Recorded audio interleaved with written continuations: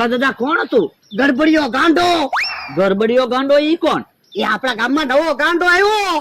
જો બોલો, કઈ બોલ્યો નહીં ને સીધો આપણને બેને ઢીબાત મીંડો ને. પણ ઈ તો ગાંડો છે, ઈ થોડો આપણને ઓળખે.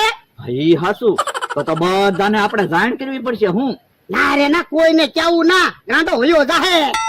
ને ભોળા દાદા, હવે તમારી વાડીએ તમે કેમ જાયશો?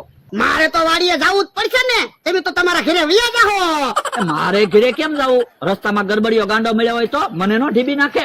પણ એટલે ઈ બાજુ ક્યાં ગાંડો છે? મારી વાડી બાજુ ગાંડો છે. એ તો તમારે વાડીએ નથી જવું. હાલો અહીંયા આપણે બે સાપુએ રમી. બે બાપા, કાય સાપુ યા રમવું ના. ખિસ્સામાં નાના છોકરાની જેમ સાપુ લઈને ફરે તે. એટલા પૈસા રાખતો હોય તો પૈસા તો હોવા જોવે ને. આ તો તું અહીંયા ઉભો રે, હું વાડીએ જાઉં. મારો માણસ એના ગામડે ગયેલો છે. અહીંયા ગરબડિયો ગાંડો નો આવે તો હારું, નહીતર મને ઢીબી નાખશે. હારું ચું ગડબડિયો ગાંડો વયો ગયો. મને એકલી બીકત લાગતી હતી. કાય બોલે ની અને સીધો ઢીબાત મંડે ને. ગાંડો પાછો ન આવે તો હારું.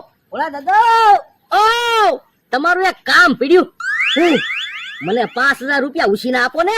હે પેલા 5000 લઈ ગયા, ઈ પાછા આપો, પછી બીજા પૈસા માંગો.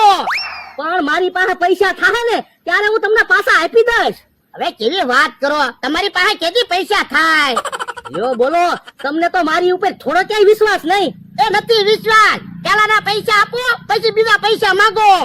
હે અલ્યો 5000 આવી ગયા તમારા પૈસા?